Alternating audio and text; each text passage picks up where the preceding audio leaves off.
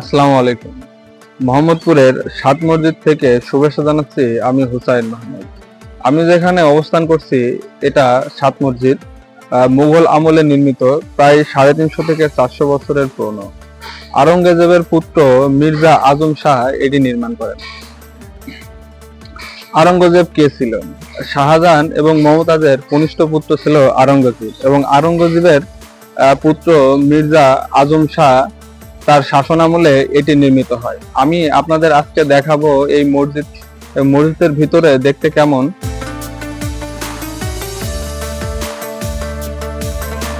সামনের অংশে আছে একটি চার বাগান শৈলী বাগান, অর্থাৎ মোগলদের প্রচলিত ক্রস আকৃতির বাগান, যা দিল্লি হুমায়ুনের সমাধি, আগ্রার তাজমহলের মতো স্থাপনাও দেখা যায় এখানে। এটাকে গবেষণকরা বলে এই বাগানটা আসলে ছিল সমাধিক্ষেত্রের অংশ।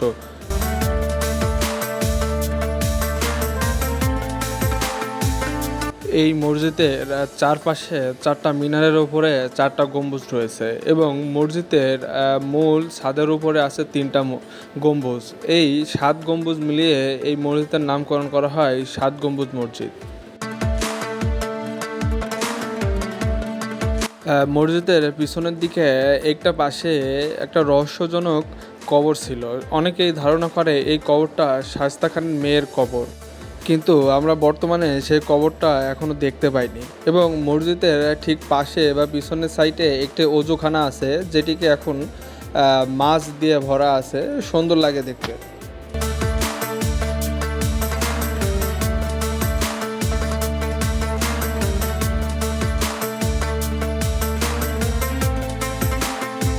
মসজিদের ঠিক সামনে একটি কবরস্থান আছে।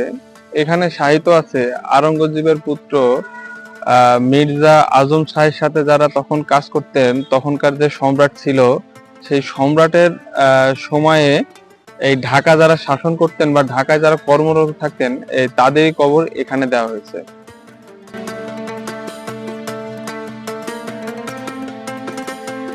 এই মসজিদ নির্মাণে প্রচলিত অনেক কথাই শোনা যায়। অনেকেই বলে আওরঙ্গজেবের পুত্র মির্জা আজম খাঁ এই মসজিদ তৈরি করেছে। তবে সত্য কথা, অনেক গবেষণাবিদ বলে যে এটি আওরঙ্গজেবের পুত্র মির্জা আজম খাঁ এবং শায়েস্তা খানের আমলে এই মসজিদ নির্মাণ করে। তবে এই মসজিদ নাকি শায়েস্তা খানের পুত্র উমিদ খান নির্মাণ করেছিলেন 1680 খ্রিস্টাব্দে। মসজিদের দেওয়ালের এই কারুকার্য এবং নির্মাণ শৈলী ডিজাইন দেখতে সত্যিই মনোমুগ্ধকর। তবে মসজিদের দেওয়ালে কোনো নির্মাণ লিপি এখনো পর্যন্ত পাওয়া যায়নি, অর্থাৎ নির্ভরযোগ্য তারিখ ও নির্মাতা ঠিক করে বলা যায় না। শুধু স্থাপত্য বিশ্লেষণ ও প্রচলিত ধারণা দ্বারা এটি অনুমান করা হয়। তাই মসজিদের কতটুকু বয়স এবং সঠিকভাবে এই মসজিদ কে নির্মাণ করেছিল সেটি বলা আসলেই মুশকিল। আমি এখন দাঁড়িয়ে আছি সেই মসজিদের ঠিক সামনে। আমার ভিতরে দেখানোর ইচ্ছা ছিল আপনাদের, কিন্তু মূল গেট তালা দেওয়া থাকায় আমি ভিতরে আপনাদের দেখাতে পারলাম না। এটি তালা দিয়ে গেছে, আবার পরবর্তী নামাজের সময় এটিকে ওপেন করা হবে। এটার 4 স্তম্ভে 4টা গম্বুজ আছে, এবং মূলে আমি যদি দেখাই, এর মূলে 3টা গম্বুজ, সব মিলিয়ে 7 গম্বুজ মসজিদটা নির্মাণ করা। এবং এই মিনার আছে যে 4 মিনারের মধ্যেও মানুষ নামাজ পড়ে। মিনারটা দেখতে আসলে কেমন আমি দেখাই। আমি এখন এই মিনারের ভিতরে দাঁড়ায় আছি।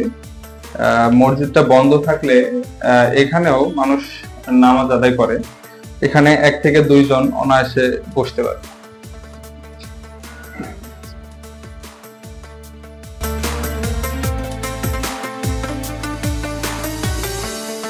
400 বছরের এই ঐতিহাসিক স্থাপনাটি কতটা সুন্দর আপনারা নিজ চোখে না দেখলে বিশ্বাস করবেন না।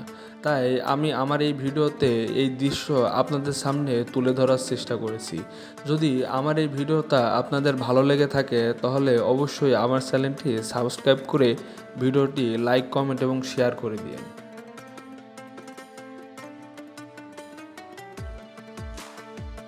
পরবর্তীতে আপনাদের সাথে দেখা হবে নতুন কোনো ঐতিহাসিক জায়গা বা জায়গার গল্প নিয়ে। তাই পরবর্তী ভিডিও তো দেখতে আমার চ্যানেলটি সাবস্ক্রাইব করে আমার পাশেই থাকুন।